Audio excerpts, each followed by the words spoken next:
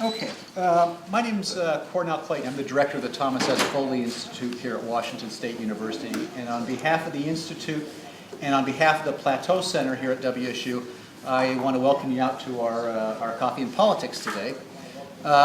For those of you who don't know about the Foley Institute, let me just say a few words about it before I introduce our guest today. The Foley Institute was established at WSU in 1995 to honor the service of Thomas S. Foley, who of course was a former Speaker of the House of Representatives and served the 5th Congressional District here in Washington for 30 years.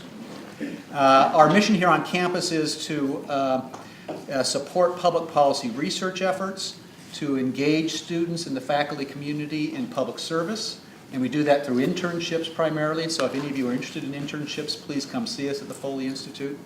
And then finally, it is to bring to campus speakers who can talk to current events and current affairs. And so it's an honor and privilege today to have with us Mr. Brian Gunn.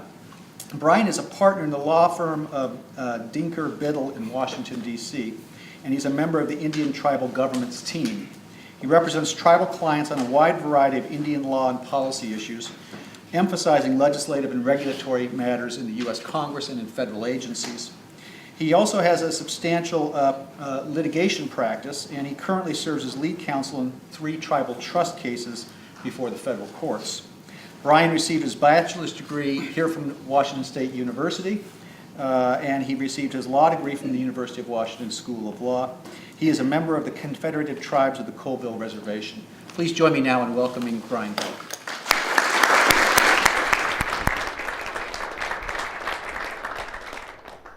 Well, thank you, Professor Clayton, and everyone here showing up.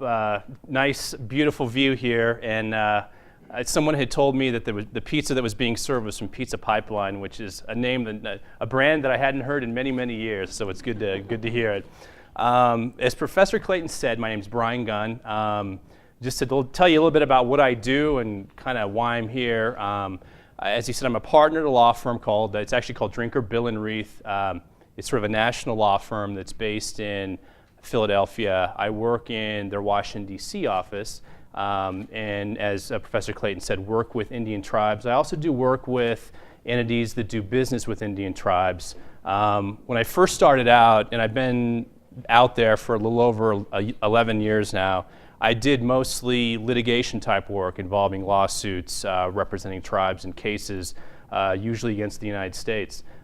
Since then, over the last probably 8 years, I've kind of transitioned to do more government relations and lobbying type work, to where now probably about 80% of what I do is working with congressional committees, regulatory agencies, the executive branch on various things that tribes would like to get done. But I'm very excited to be here today. I want to talk a little bit, do kind of 3 things. One is just kind of give a brief overview, and I know that there are some folks in here who have a lot of experience working with tribes, or at least reading about, kind of having an understanding. I want to give a very kind of brief overview of what Indian tribal governments are, and specifically the importance of Indian land to Indian tribes. And then what I also want to do is talk a little bit about some of the Indian land related issues in this new Obama administration, and then wrap up by talking about some similar issues in the Congress. They're sort of related, but not entirely, and we'll get into that a little bit. But tribal governments, what are they? Are there folks here who are from reservations, who grew up in communities? I know Sean and some others. Well, a tribal government, if you look on a map, like the map of the state of Washington, you see an area. I'm from the Colville Reservation. You see an area demarcated that says Colville Reservation on it. Basically, the land that's within the boundaries of those reservations have generally a special status. Tribes themselves are independent sovereign governments. It's an interesting kind of arrangement, but they're very similar in some ways more sovereign than state governments. They can't be like the United States and state governments. They cannot be sued without their consent. They have what they call sovereign immunity from suit, to where the government cannot be sued without it allowing itself to be. Tribes have a certain amount of territorial jurisdiction over lands within their borders. and some other attributes of governments that you would probably all recognize. Just a little bit about something called the trust responsibility, because it hinges on, it very much relates to what I'm going to talk about today. Indian tribes have a unique relationship with the federal government. The United States is the trustee for Indian tribes, and tribes and individual Indians are beneficiaries of that trust. What that means is if you have one of your parents put together some kind of trust arrangement for you with a private trustee bank, it's rather similar. The United States, when it holds property in trust for an Indian tribe, has basically ensured that what the tribe does with the property, or if they transfer it or alienate it, encumber it somehow, they have to make sure that doing so is in the best interests of the tribe. So it's very much, the old case has called it a guardian-ward type of relationship. So it's actually pretty unique, and it kind of underlies a lot of the issues that myself and a lot of other folks who do the work that I do in DC and in working in cases and so forth in federal courts. So just keep in mind this trustee-beneficiary relationship, which is unique. Just lastly, in terms of introduction, I want to talk a little bit about Indian land. When you look on a map and you see a reservation, all the land that's within the boundaries of that reservation generally falls into two categories. One is fee land, and the other is trust land. And fee land, just I'm making some real generalizations here, is basically the kind of land that you or your family might own. You can sell it to whoever you want to. It's freely alienable. You can put a house on it, generally do what you want with it. Trust land, on the other hand, is land that, as I mentioned, this trust relationship, is land that the United States holds the fee title to. And the United States actually owns the fee, but they've got the beneficial interest rests with the tribe or the individual Indian. So you'll have a situation where tribes will have, let's say you have land that's within the boundaries of a reservation that's in trust. When it's in trust, it means the land itself can't be taxed. And when land is in trust, it typically means that the Indian tribe has a certain amount of jurisdiction and legislative authority over that land. They sometimes do with fee land within reservations, but it's usually strongest when the land is in trust. So this notion of trust land and tribes wanting to expand their land base to acquire fee land and have it transferred into trust is something that's very important to tribes and to a certain degree individual Indians in really everything that we do.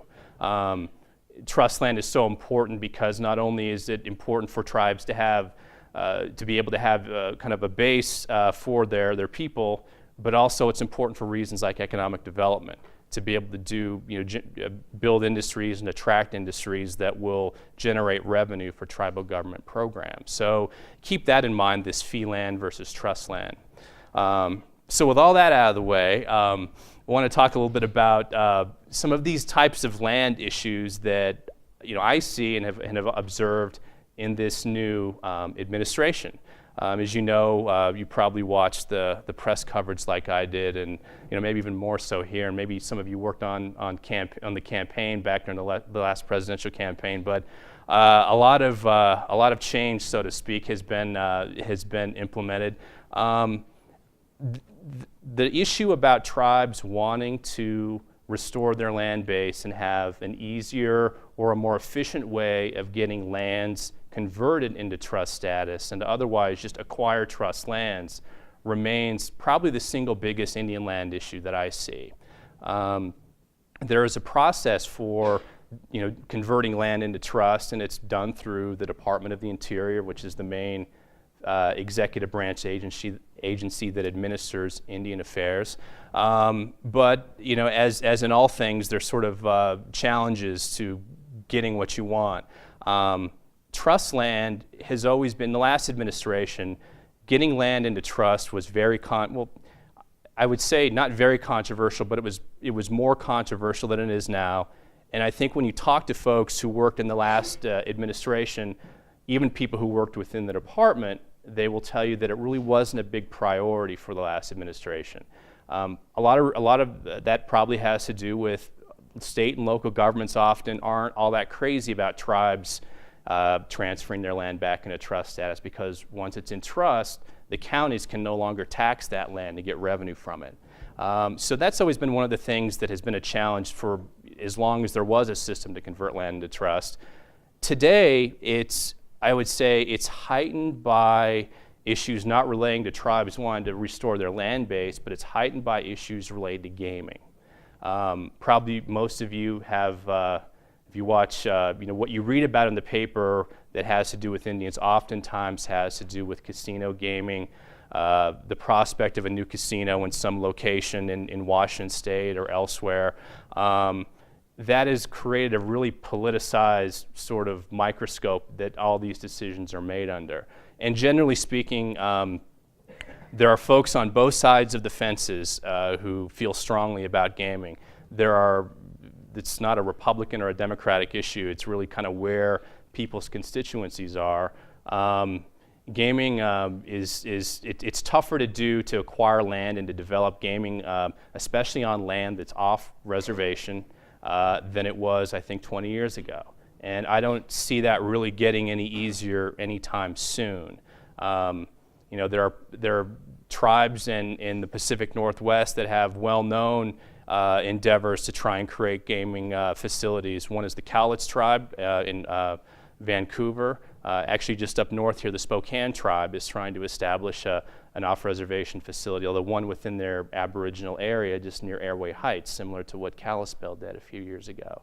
So that has kind of created an atmosphere where it's difficult to get movement on kind of reforming and streamlining some of the other non-gaming trust land acquisitions. But you can see how that kind of creates that kind of politicized atmosphere. Moving on just a little bit, there have been some other gaming or land-related issues in this administration that I think are kind of exciting. One is one that has really kind of yet to be rolled out yet, but will be next week. It's an initiative that the Department of the Interior it's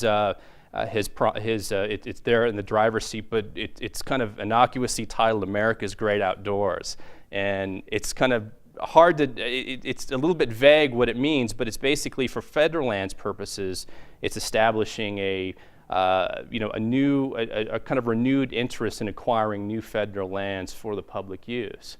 But for Indian tribes, it's a little bit more exciting. The way they're tentatively planning to implement it for Indian tribes is to establish sort of a system over the next 25 years that will give tribes resources to acquire these fee lands within their boundaries and be able to transfer them back into trust in an expedited manner. There's some other things that go along with it that I personally think are exciting. They're also talking about allowing tribes to acquire, or where acquisition isn't feasible, to manage lands that are owned by other federal agencies within the department, like the Park Service or the Bureau of Land Management. A lot of that stuff I don't think you would have seen in the last administration. The idea of being able to allow tribes to have access to public lands that the tribes may have a historical connection with. Usually the way federal land managers work is once they have their land, they don't want to give it away to anybody. So it's actually kind of exciting, and it's some things that I've seen that have been a little bit different over the past 10 years than the last administration. A couple of other just observations. You probably read a lot about energy development generally. You've seen a lot of discussion about that in newspapers. There has been a big push, and I think this is a good one, to encourage and to provide tribes tools that they can utilize to develop renewable energy resources on Indian lands. Because, as I mentioned, with trust land, the United States is the trustee and has to really kind of sign off or approve anything that the tribe does with the land. The consequence is that when a tribe wants to, let's say, build a biomass plant or a wind farm on their lands with turbines and so forth, like you see in Oregon along the Columbia River, it's difficult because there are permits and other requirements that go along with putting those structures on trust land that oftentimes results in it just being easier to do those projects on land outside of reservations because they don't have to go through this long bureaucratic process. So one of the things that I've seen that I think is actually pretty exciting is a real effort to try and streamline those kind of regulatory approvals to allow tribes to do economic development, particularly with renewable energy on tribal lands. And while we're just talking generally about these land related initiatives that I've seen in this new administration, I was also just for maybe entertainment value, but just maybe part of reflection to throw out just some observations that I've seen generally about this administration versus the last one. One thing that the President Obama did in his promise in his campaign that he ended up doing was to establish a senior White House advisor position just on Native American affairs. That's a new position that had never existed before.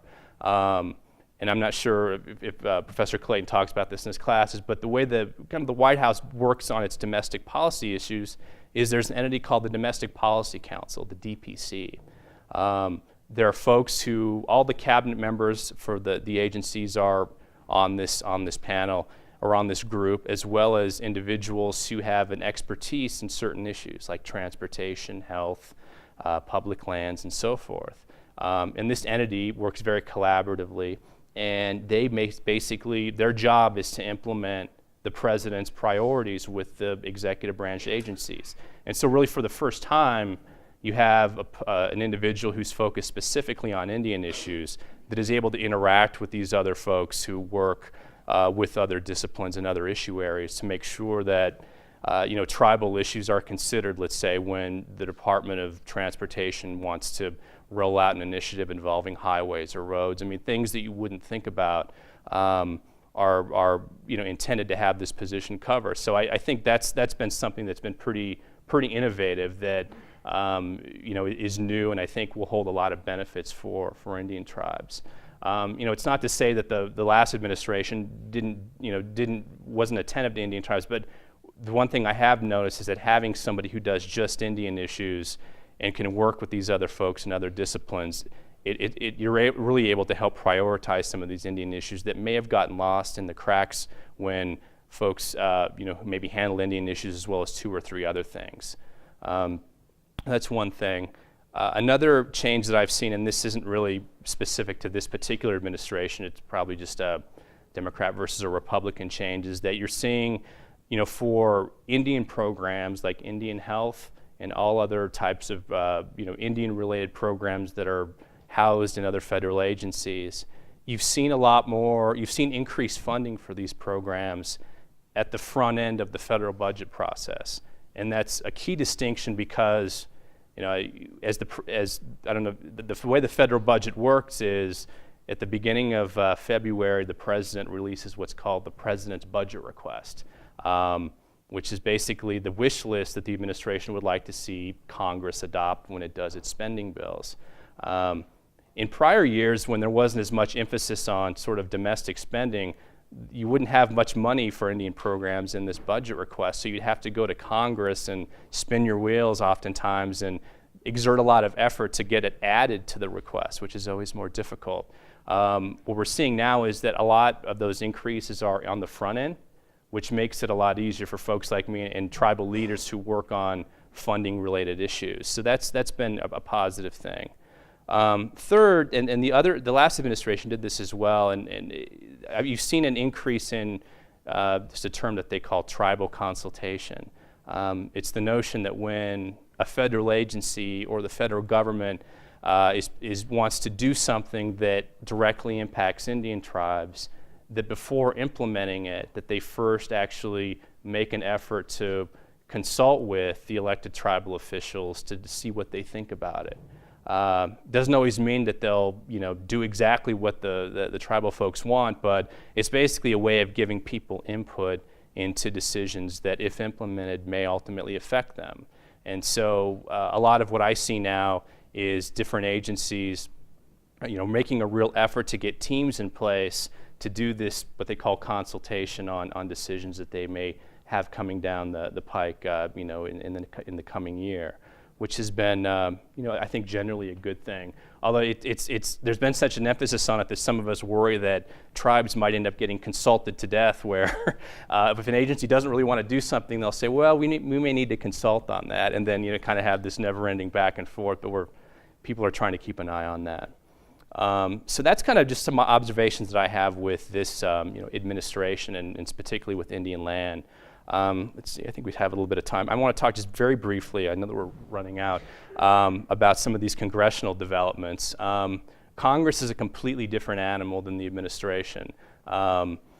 Indian tribes, issues that affect Indian tribes, Congress has what they call plenary authority over, and that's based on Supreme Court cases. So it basically means that whatever Congress wants to do with Indian tribes, it can do. I guess the good thing, if you will, is that Congress is a very deliberative body. It's not easy to get something through, or get past both the House and the Senate and get it signed into law. In fact, there really have only been about 3 different initiatives that affect tribes across the board that have become law in this administration. One is this Native Apology Resolution. Another was a proclamation about a Native American Heritage Day. And the third was a very big one, but it kind of existed because it hitched a ride on the health reform bill that became law fairly recently, that you probably read a lot about, is the Indian Healthcare Improvement Act. So when you look at things that affect tribes across the board, you don't see a whole lot of generally applicable bills that end up becoming law, at least in this Congress, and that could change next year, or it may not. There's some good reasons for that. There's challenges to getting, there's just some endemic challenges in getting these initiatives through. When I had mentioned Indian trust land, the importance of getting trust land, this is just a real world example. Last year, the Supreme Court had this decision involving the Narragansett Indian tribe in Rhode Island. And they call it the Carcieri decision. People who are from Rhode Island say, no, it's Carcieri, you're saying it wrong, but I kind of was one of the early adopters and called it Carcieri because I don't know how otherwise to say it. But it was basically a decision about this Indian tribe, the Narragansett tribe, was recognized by the United States within the last 20 years. And what the state argued is that the United States, or the Department of the Interior, didn't have the authority to acquire land or take land into trust for them because of another federal law that was enacted in the 1930s. And so they basically said that the Supreme Court concluded that unless a tribe was under federal jurisdiction in 1934, the department cannot acquire this land into trust for them. And so this decision potentially affects a number of tribes around the United States, including some in Washington, the 2 that I mentioned, Ocalits, probably Jamestown, Sklallam, and Western Washington, and some other tribes that may not have been recognized by the United States and were under federal jurisdiction in the 1930s. So there's been a push by a number of these affected tribes and other Indian organizations to try and get some kind of legislative fix to the Supreme Court decision. And for the reasons that I mentioned about gaming, it's run into a lot of difficulties. Not that people are dead set opposed to it, but there's just a lot of hand wringing where it really takes a lot of good things to line up in place to allow something to get passed into law. And this is something that I think will probably, from the legislative front, take a while to get done, probably maybe a couple of Congresses. It's hard to know. But there's just some endemic challenges to just getting things through Congress. With that, I know we've got a little bit of time, but I'm hoping that folks might have some questions. I hope. Go ahead.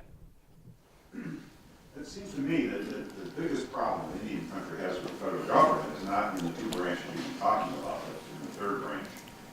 What is the chance that a Supreme Court appointee nominee could be somebody with the perspective of a Vine Deloria or a Charles Wilkinson? Is there any chance that the administration would play that kind of card? I think there's definitely a chance. I think you're right. The Supreme Court has been a very difficult place for tribes to be.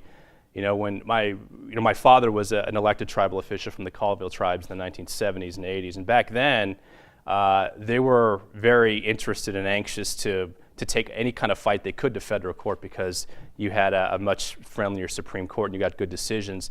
Anymore, though, there are entities that exist. The Native American Rights Fund has what's called this Tribal Supreme Court Project that kind of exists to intervene in these cases to keep them from going to the Supreme Court and setting precedents for all. I don't know. I have to think that with Justice Stevens announcing that he's going to be retiring during this administration, that whoever it will be somebody who's probably got a good perspective. And whenever there's a nomination or a vacancy on the Supreme Court, as you know, there are all these advocacy groups that weigh in to make sure that the nominee has their interests in mind.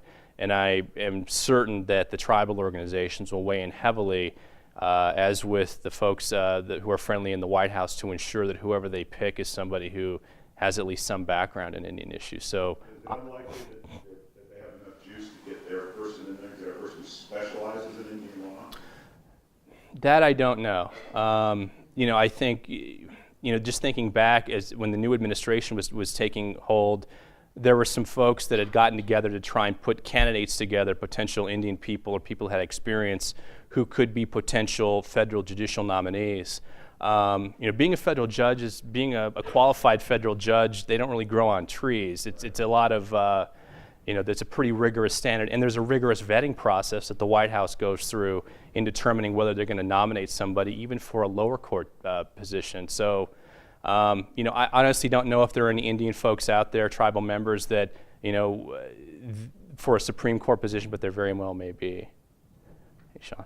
I was wondering what your thoughts were on the Cobell settlement. Sean is referring to a case called Cobell v. Salazar. It is a long-standing case that's been going for the last, I think, 13 years. It's a class action lawsuit. It was filed as a class action by individual Indian account holders alleging, or they wanted to compel the government to basically account for money that they were owed from their proceeds from their land or interest that they owned in trust property. The case, last December, the administration announced that it had reached a settlement with the plaintiffs in this case. And the settlement requires Congress to basically pass some implementing legislation to allow the court to, first of all, to ensure that the money is available, but also to allow the court to finalize and approve the settlement. Just speaking for myself personally, I think this. I know that I've spent a lot of time looking at the settlement and talking with folks. The settlement would basically give anybody who had an IAM account, for a period of years, $1,000, and people who are Indian landowners from a certain period of time will get $500, with the possibility of getting a little bit more depending on how much money may have gone through their account. I guess, Sean, the way I feel about it is I think the settlements, I think the numbers are very generous to the claimants. If it was me doing it, I guess I would want to ensure that there's a process where people that have actual claims that their family may have had for the damages to their trust land over the last several decades, I'd want to make sure that there was a process that would allow those people to get some kind of redress separately. And the current settlement doesn't have that. And I've raised that with various folks, and a lot of folks kind of agree. If it's a choice between this or nothing, I would take this. But we'll have to wait and see what happens. I'm going to say something about how far back this goes. It's a long time. Yeah, this idea of this accounting for, as Professor Willard was mentioning, this case goes back to the 1800s, where individuals who had an interest in land, and let's say the land was leased to a non-Indian, and they would be entitled to a share of revenues. It goes back really that far, 100 years, and so. And with a lot of different changes in history, the case, ended up in just within the last couple years getting vacated, and if it stays in the courts, I think there's a likelihood that no one will get anything. So that's why I mentioned that this settlement is generous, but the historical implications are very palpable, as Dr. Willard says. I don't know if you have any additional comments on that. I don't know if anybody's old in this person tribe here, but the famous Nez Perce, Archie Finney wrote about reparations and then went on for pages and about that, and that's the Cobell case. Basically, what it should be about, and perhaps it is about reparations. That's one way, I guess, of looking at it. The challenges that's going to come with getting the settlement approved is paying for it. It's a $3.4 billion with a B dollar settlement, and I have my own concerns that after this big dust-up that you've all read about healthcare and people twisting arms to get them to vote yes on it, that there aren't going to be a lot of folks that are going to be necessarily interested in spending $3.4 billion on anything. I hope I'm wrong, but it remains to be seen. We had Billy Frank on campus about five or 6 years ago and talked about how long that issue's been around, and he suggested that not only should the Secretary of Interior at that time be put in jail, but we have to dig up all the dead ones, put them in jail as well. Because of the outrages that are perpetrated under that whole thing. Yeah, there's definitely plenty of blame to go around.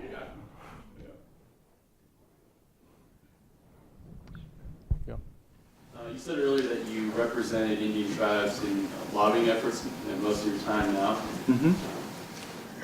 The Indian population is pretty small, not very well respected at the national level, obviously. So what's kind of your pitch to the Congress people to go along with the interests that you're pursuing? That's a really good question. A lot of it is just sort of education. A lot of folks who work in congressional offices, especially on the House side, are people who are fairly young. On the Senate, it's different. You have people who have been around, they're more seasoned. But a lot of it is actually just explaining what tribes are.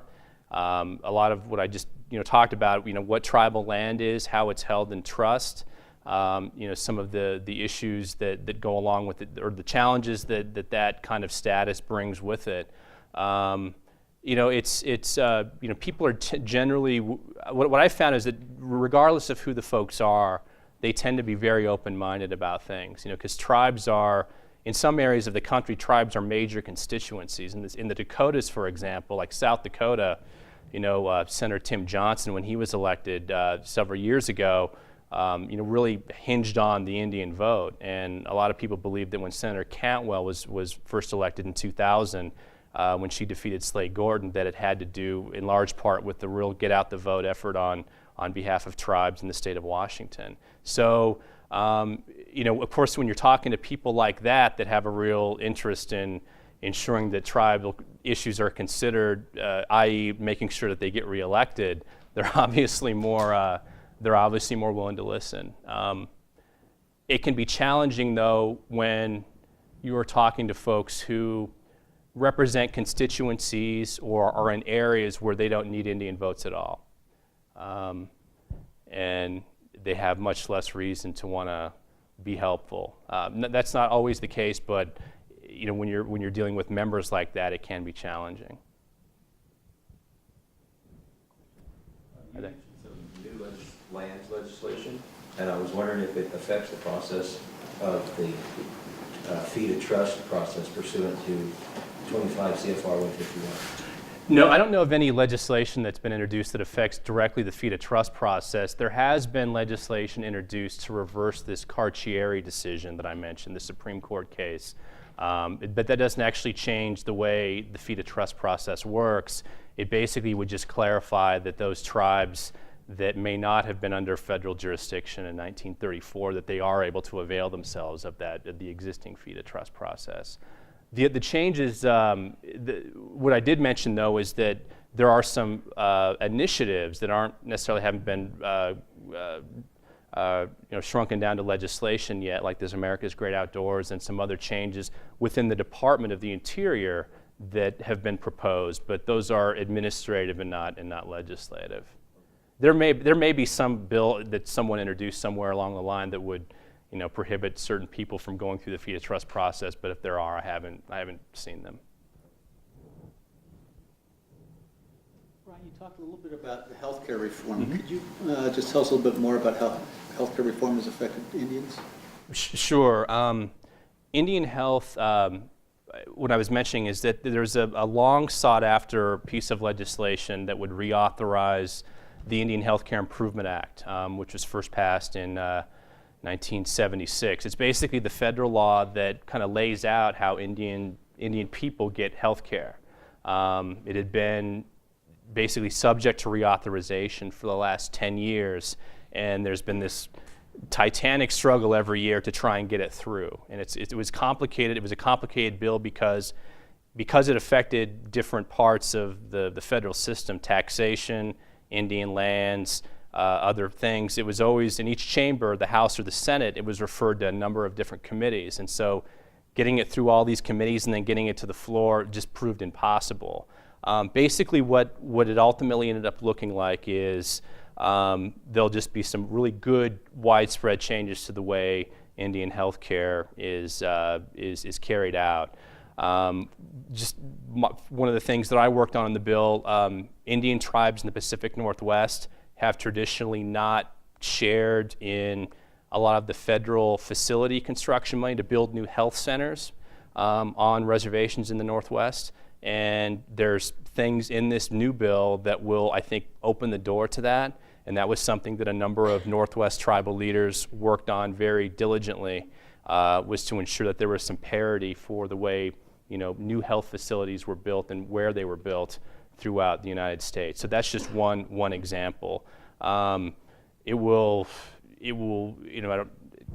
kind of go down a wormhole talking a little bit about it, but it will make life at the reservation, people who administer health facilities at the reservation, a lot better, because it will allow people who run tribal health clinics to get new kinds of revenue from reimbursements from Medicare, Medicaid, that they weren't able to do that before. A lot of it's just very, very technical, and I don't pretend to understand all of it, but there's a number of very good things that were in this Indian Healthcare Improvement Act that ended up being included in the health reform.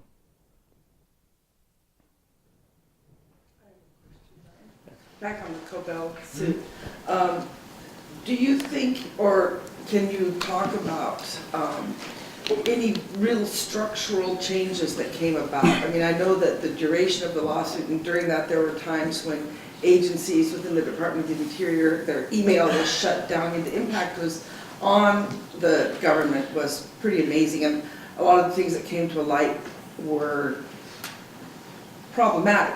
Anyway, do you think that there have been significant structural improvements in the system to come out of that? No, it's a great question, and the answer is absolutely there have been. I think the one legacy of the case has been that it's really changed the way that the United States government and the Department of Treasury account for Indian money. It used to be, 20 years ago, where if you had somebody that had leased some Indian trust land, they would carry a check down to, the local agency, which may have, been in a trailer or may have, not had the best accounting system, and they would throw it on a pile and they'd sort it out later. And the person who that money should have gone to may never have gotten it, or may have gotten it late, or it may have gone to somebody else. Since then, the one thing is that since then they've established procedures that really have a very clear, defined way of how they handle money when it comes in. They have some real strict guidelines on, how soon when they receive the money it gets credited to the beneficiary's account. There's some safeguards in the system that have been put in to avoid these kind of issues that you saw in the Cobell case. I think the system now, while it's not perfect, it's head and shoulders above what it was even 20 years ago, before the case was filed. What about looking at really fair compensation for things? I think one of the problems that came to light is that very often the fees that people were getting for leases and stuff were way below real market value and that kind of thing. Has anybody, I mean, are there efforts to really look at the system and make it more just? There are, I mean, part of this Cobell case, it sounds like you follow it, but part of what they would do is establish this commission to look at ways to reform the system. When you mentioned the whole fair market value, whether or not the government actually got the best price for leasing your land, that unfortunately, even today with the safeguards that are in place, that really varies across the board, depending on the region that you're in. They're not there yet. That goes more to the management of the trust land. I think there will continue to be challenges on that end. But on the strict accounting part, you know, did they get the money when they should, and was it credited to the right people? I think that part has really been, I guess, spruced up, if you will, in a good way.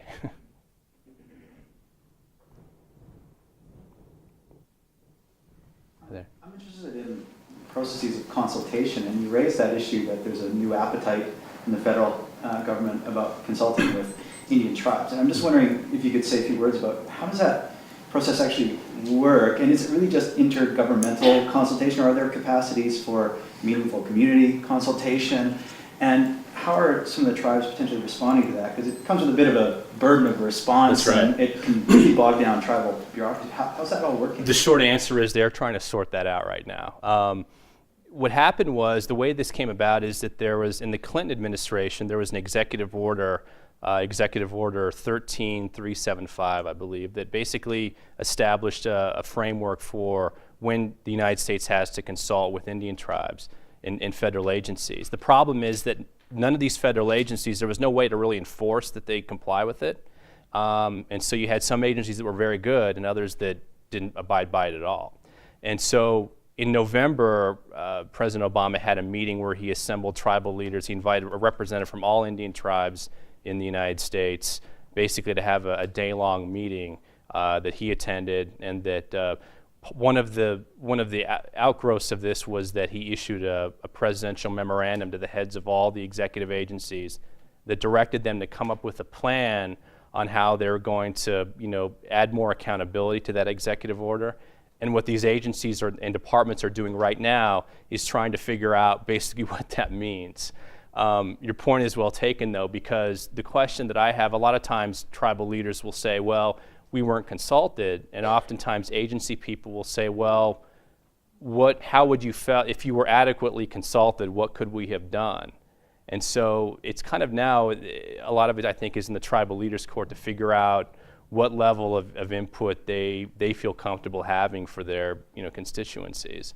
You know, I made the comment earlier that there's a concern perhaps that I have if an agency doesn't want to do something, that they'll just consult something to death and send out a never-ending you know, list of letters that's saying that we're going to have meetings here and take input and kind of all down the line. And I don't know, I think they're at a certain point, you know, the agencies have to make a decision. If the tribes don't like it, they can proceed accordingly or file a lawsuit or whatnot. But I just worry, I mean, the consultation, in my own view, is extremely valuable if it's done right. I just worry that it could lead to a situation where you're just going to have people kind of wringing their hands for 4 years, not making tough decisions. Barbara? Brian, I'm thinking about the Centennial Accord in Washington State and more agencies.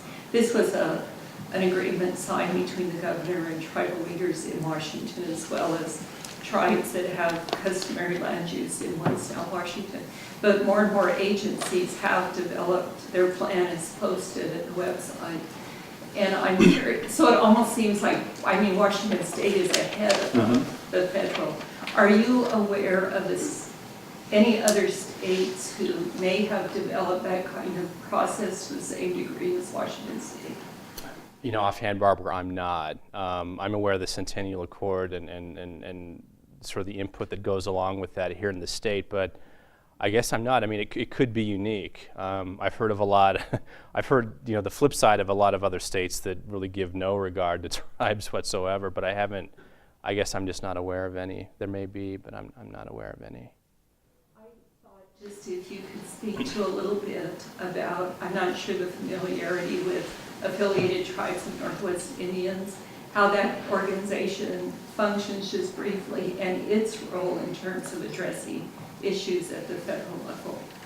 No, that's a good question. Barbara's talked, there's an organization called the Affiliated Tribes of Northwest Indians, which is made up of Indian tribes from the Pacific Northwest, but also some in Alaska, in Nevada, and even in Northern California. And it's one of, I think, several regional Indian organizations around the United States that represent tribes, tribal geographic constituencies. And these organizations serve a really valuable purpose, and that is to communicate what the tribes in a particular region, what their view is on a particular issue. So when healthcare, when these other big issues come to the forefront, oftentimes people in Congress will make inquiries as to, well, what does AT&I think, or what does the United South and Eastern Tribes think?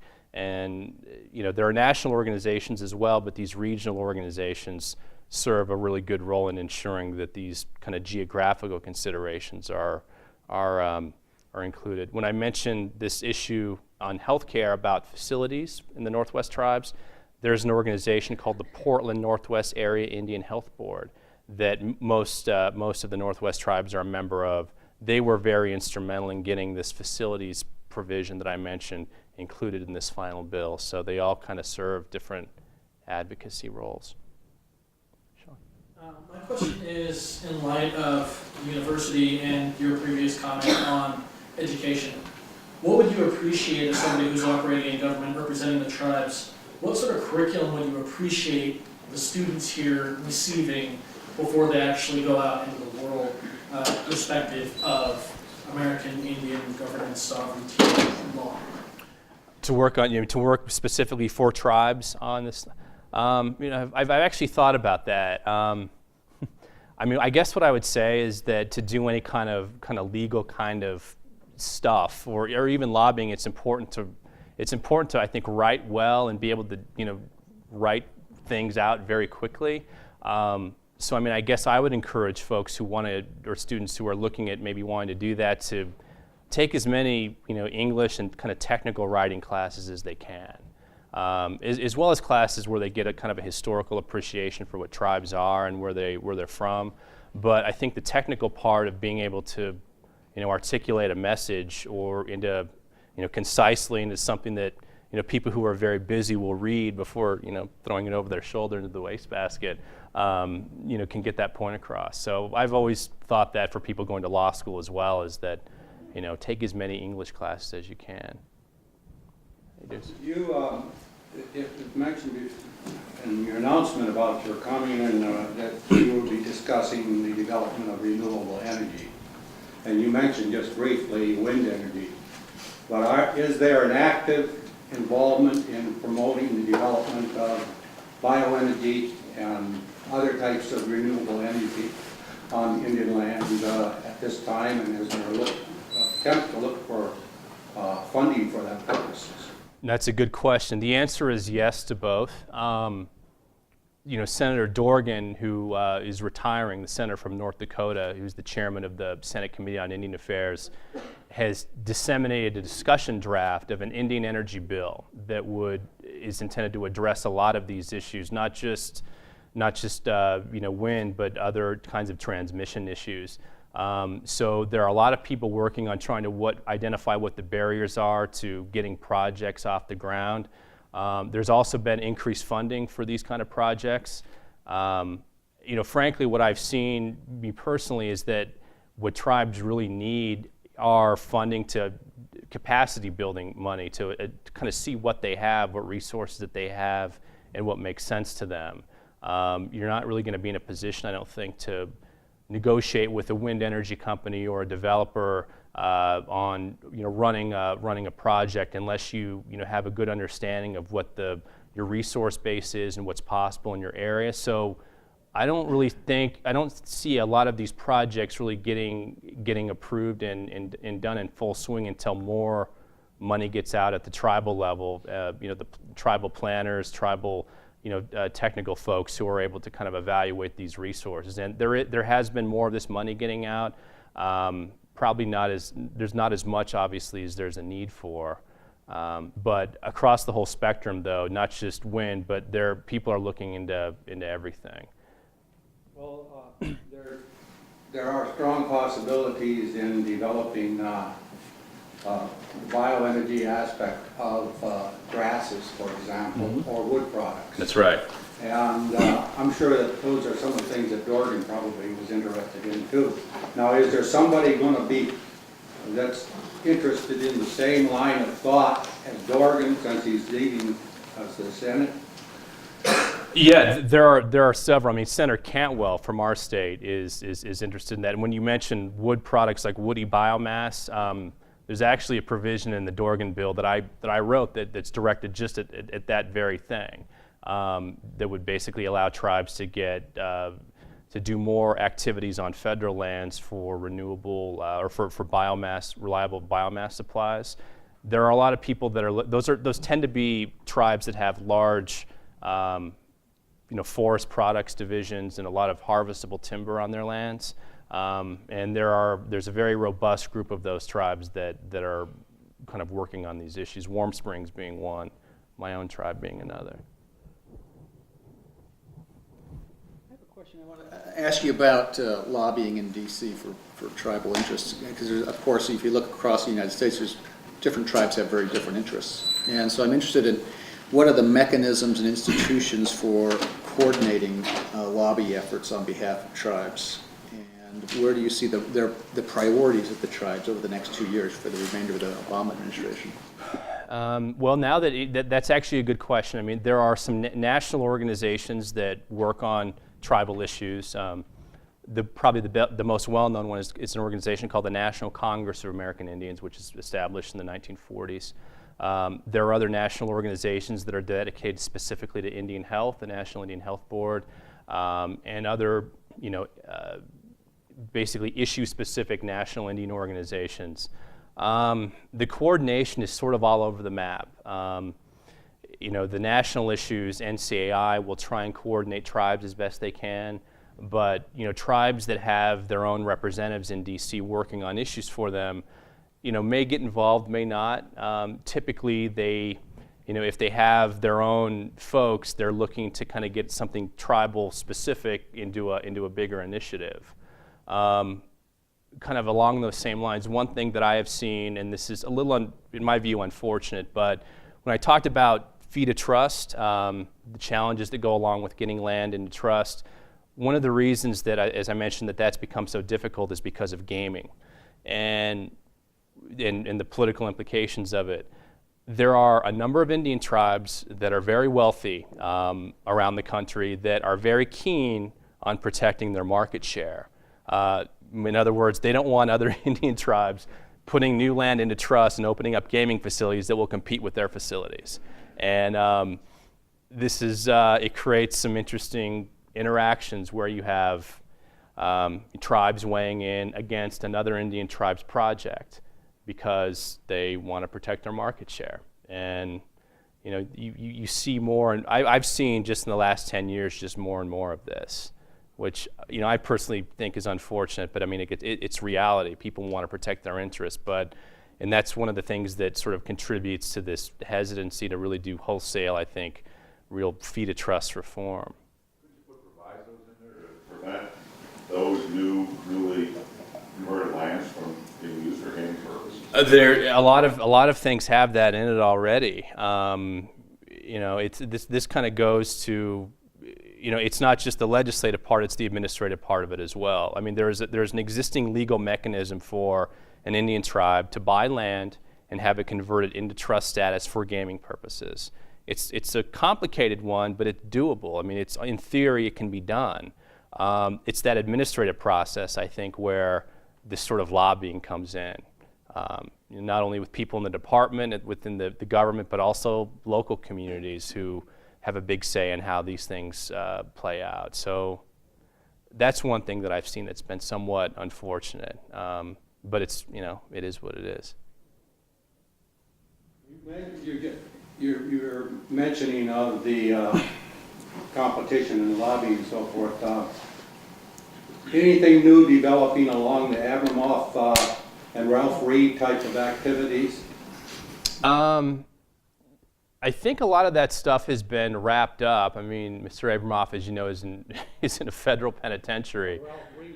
Ralph Reed isn't. I don't know what became of Ralph Reed. I do know that one of Mr. Abramoff's associates, Kevin Ring, who is set to, there was a mistrial in his first trial, and he's scheduled to be tried again at some point. You know, I think he may be one of the last folks in that group. What he's referring to is this well-known kind of scandal, if you will, involving a gentleman named Jack Abramoff, who was he was a Republican, kind of a high, well-connected Republican lobbyist who represented some Indian tribes that happened to pay him a lot of money.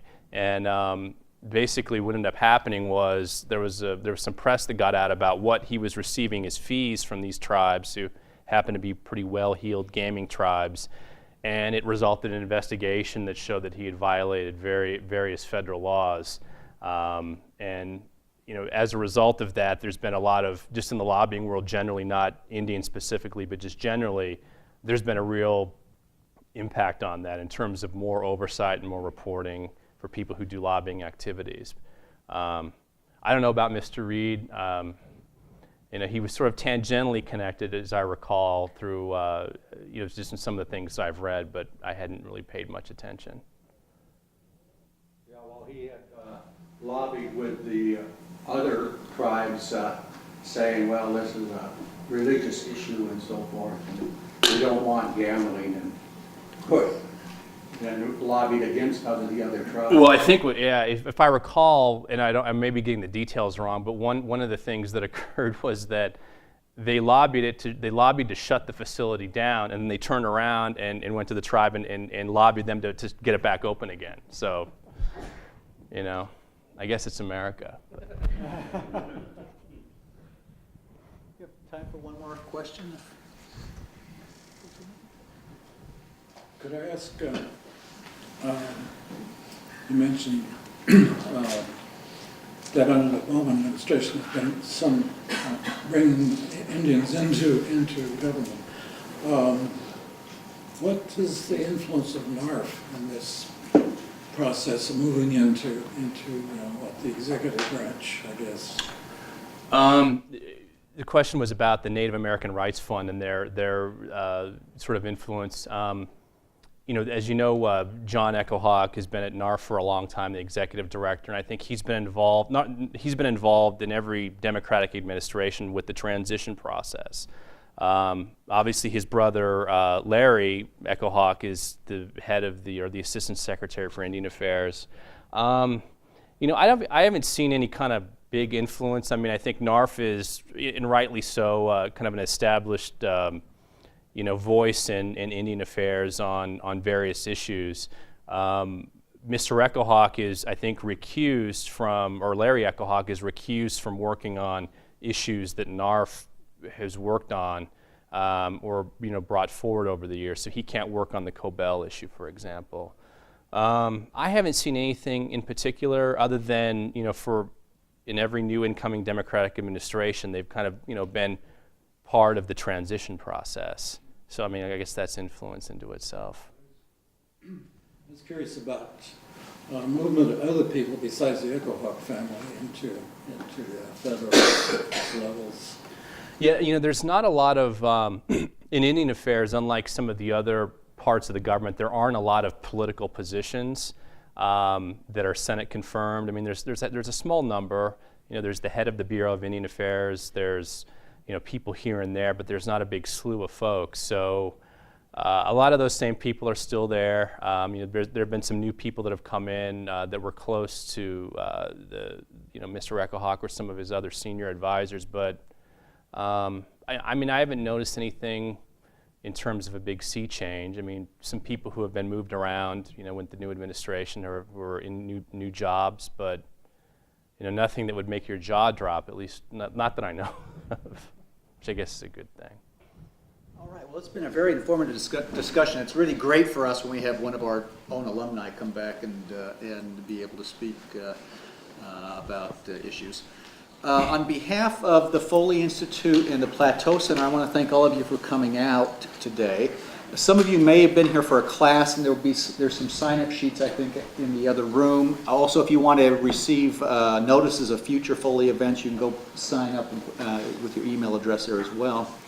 Now I hope you'll join me in thanking Brian for coming out to speak. Thank you.